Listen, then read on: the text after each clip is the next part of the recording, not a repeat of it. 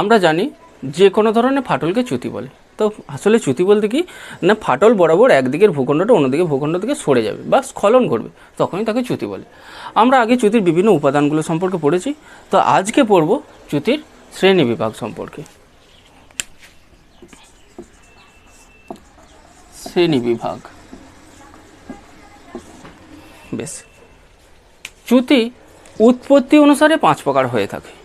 উৎপত্তি অনুসারে কয় প্রকার না 5 প্রকার হয়ে থাকে। একটা হচ্ছে স্বাভাবিক চ্যুতি, বিলোম চ্যুতি, সংঘট্ট চ্যুতি, সোপান চ্যুতি এবং পরীক্ষা চ্যুতি। এই 5 প্রকার হয়ে থাকে। এই 5 প্রকার চ্যুতিটাই আমাদের পাঠ্যাংশে আছে। এছাড়া জ্যামিতিগতভাবেও চ্যুতিকে বিভিন্ন রকমভাবে ভাগ করা যায়।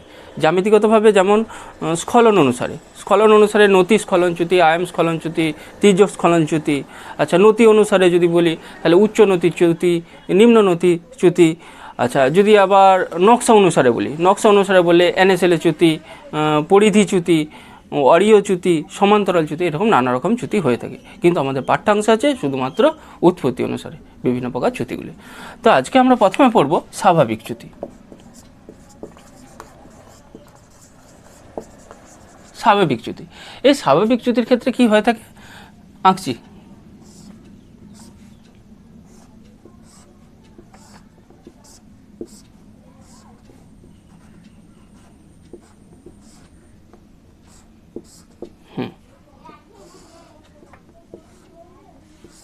ব্যাস, এই স্বাভাবিক চ্যুতির ক্ষেত্রে কী হয়ে থাকে, এই যে পাদমূল প্রাচীর, এই পাদমূল প্রাচীর থেকে ঝুলন্ত প্রাচীরটা কী হচ্ছে চ্যুতি তল বরাবর উপর থেকে নিচের দিকে নেমে চলে আসে। একেই বলা হচ্ছে স্বাভাবিক চ্যুতি। এই স্বাভাবিক চ্যুতি কেন হয় না, যখন ভূপৃষ্ঠে কোনো জায়গায় টান সৃষ্টি হবে, টান সৃষ্টি হলে একদিকের ভূখণ্ড থেকে অন্যদিকে ভূখণ্ডটা কী হবে চ্যুতি তল বরাবর নেমে চলে আসবে, তখনই আমরা তাকে স্বাভাবিক চ্যুতি বলি। তো স্বাভাবিক চ্যুতি অন্যান্য কারণে হয়ে থাকে, মূলত টানের কারণে তো হচ্ছে, কিন্তু অন্যান্যভাবে হয়ে থাকে। কেমনভাবে না, যদি দেখা যায় যে এটা তো পাদমূল প্রাচীর, ঝুলন্ত প্রাচীর, আমরা স্বাভাবিকভাবে কী হয়ে থাকে পাদমূল প্রাচীর থেকে চ্যুতি তল বরাবর ঝুলন্ত প্রাচীরটা নেমে চলে আসে, তখন আমরা তাকে স্বাভাবিক চ্যুতি বলছি। আবার কী হয়ে থাকে, যদি এই ঝুলন্ত প্রাচীরটা স্থির থাকে, পাদমূল প্রাচীরটা যদি উঠে যায়, তখনও কী হয়ে থাকে স্বাভাবিক চ্যুতি হতে পারে। আবার যদি দেখা যায় যে দুদিকের ভূখণ্ডটাই উঠেছে, তার মধ্যে ঝুলন্ত প্রাচীরটা কম উঠেছে, পাদমূল প্রাচীরটা বেশি উঠেছে, তাহলেও স্বাভাবিক চ্যুতি হয়। আবার যদি দেখা যায় দুদিকের ভূখণ্ডটাই নেমেছে, তার মধ্যে ঝুলন্ত প্রাচীরটা বেশি নেমে গেছে, পাদমূল প্রাচীরটা কম নেমেছে, তাহলে কী হয়ে থাকে স্বাভাবিক চ্যুতি হয়ে থাকে। এই স্বাভাবিক চ্যুতির ক্ষেত্রে নতির মান কত হয়ে থাকে, নতির মান গড় হিসেবে 60 ডিগ্রি হয়ে থাকে। গড় হিসেবে কত ডিগ্রি না 60 ডিগ্রি। আচ্ছা, এই যে এই জায়গাটা এটা গড় হিসেবে 60 ডিগ্রি, তাহলে এর এটা নতির মান হচ্ছে 60 ডিগ্রি হয়ে থাকে। তাহলে এর পুরোক্ষণ এইখানটা হেডের মান কত হবে, তাহলে এটা যদি 60 হয়, এটা হবে কত ডিগ্রি 30 ডিগ্রি। ঠিক আছে। আর বিপরীত চ্যুতির ক্ষেত্রে কেমন ভূমিরূপটা হয়ে থাকে,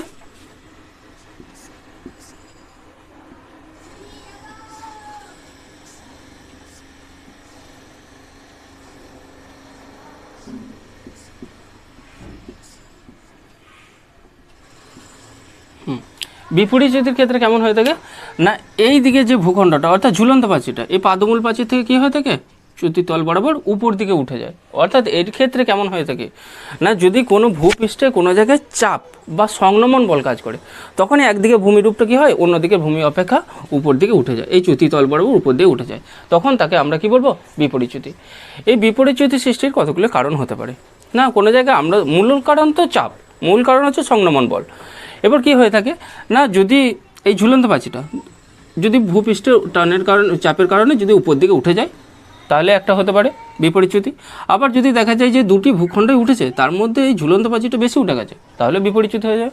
যদি দেখা যায় দুটো ভূখণ্ডই নেমেছে, নামার মধ্যে এই ঝুলন্ত প্রাচীর যেটা সেটা কম নেমেছে, কিন্তু পাদমূল প্রাচীরটা বেশি নেমেছে, তাহলেও সেখানে কি হয়ে থাকে বিপরীত চ্যুতি হয়ে থাকে। তাহলে এর ক্ষেত্রে নতির মান কত ডিগ্রি হয়ে থাকে না 30 ডিগ্রি, তাহলে এর পুরোক্ষণ কত ডিগ্রি হয়ে যাবে 60 ডিগ্রির মতো হয়ে থাকে। আচ্ছা, আমরা যদি স্বাভাবিক চ্যুতি আর বিপরীত চ্যুতি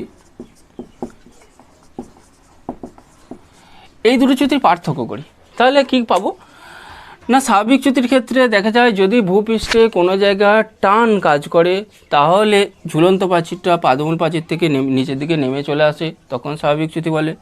বিপরীত চ্যুতির ক্ষেত্রে যদি কোনো জায়গায় হচ্ছে সংকোচন বল বা চাপ কাজ করে, তাহলে ঝুলন্ত প্রাচীরটা পাদমূল প্রাচীর থেকে উপর দিয়ে উঠে চলে যায়, তখন তাকে বিপরীত চ্যুতি বলে।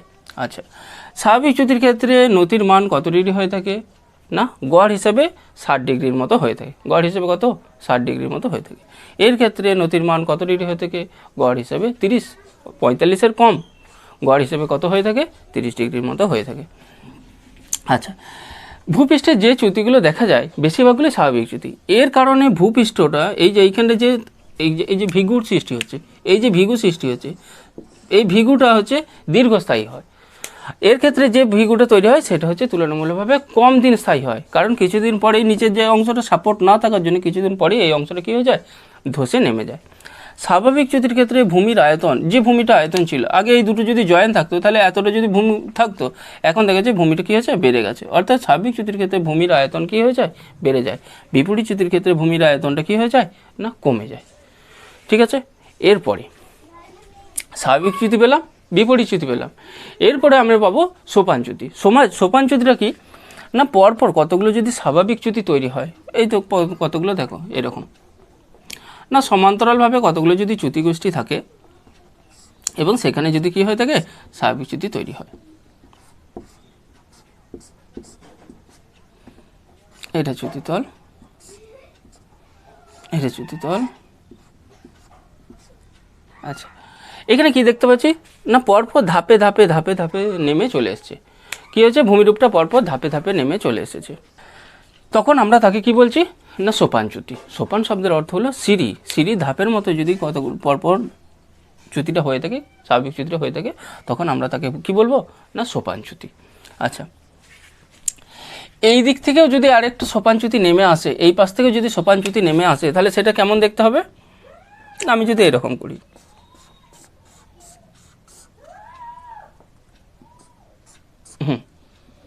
আবার এইদিকেও তাই, এগুলো হচ্ছে সমান্তরাল চ্যুতি। এই বরাবর কি হয়েছে না, স্বাভাবিক চ্যুতি হয়েছে, এইদিকে ভূমিরূপটা কি হয়েছে, এরকমভাবে নেমে চলে এসেছে।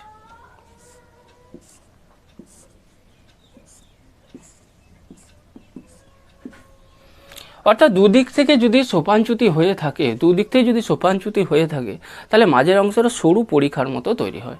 এই ধরনের চ্যুতিকে আমরা কি চ্যুতি বলবো না, পরীক্ষা চ্যুতি। এই ধরনের এই যে এইখানটা কী হয়েছে, পরীক্ষার মতো তৈরি হয়েছে, তাকে বলা হচ্ছে পরীক্ষা চ্যুতি। তাহলে আরেকবার প্রথম থেকে আমরা পড়লাম কি, স্বাভাবিক চ্যুতি এখানে হচ্ছে মূলত কিসের কারণে হয়ে থাকে, টানের কারণে হয়ে থাকে। বিপরীত চ্যুতি এটা মূলত কী হচ্ছে, সংনমন বলের কারণে হয়ে থাকে। তারপরে আমরা পেয়েছি যে সোপান চ্যুতি, যদি পরপর পরপর ধাপে ধাপে নেমে আসে, তখন আমরা তাকে কি বললাম, যে সোপান চ্যুতি। আর দুদিক থেকে যদি সোপান চ্যুতি নেমে আসে, মাঝখানটা সরু গর্তের মতো তৈরি হয়, তখন তাকে আমরা কি বলবো, পরীক্ষা চ্যুতি। রাইন নদী উপত্যকা এরকম একটা পরীক্ষা চ্যুতির মধ্য দিয়ে গেছে। এবার লাস্টে যেটি পড়ে রইল সেটা হচ্ছে সংঘট্ট চ্যুতি।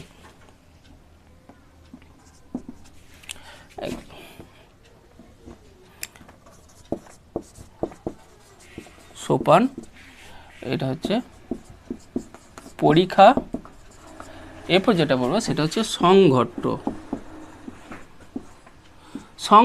চ্যুতি। আচ্ছা, এইটা কিভাবে তৈরি হয়, সাধারণত কোনো জায়গায় যদি একটা সায়িত ভাঁজ থাকে, সায়িত ভাঁজ মানে হচ্ছে এই ধরনের ভাঁজ, মানে মনে হবে যেন কেমন অবস্থা রয়েছে, শুয়ে আছে, সায়িত ভাঁজ। এই সায়িত ভাঁজের নতির মান কত ডিগ্রি হয়ে থাকে, 10 ডিগ্রিরও কম হয়ে থাকে। 10 ডিগ্রির কম বা 10 ডিগ্রিতে সায়িত ভাঁজ যদি কোনো একটা থাকে, এই সায়িত ভাঁজের এইখানটা, এই মাঝখানটাকে বলা হবে, এই তলটাকে বলা হবে অক্ষতল।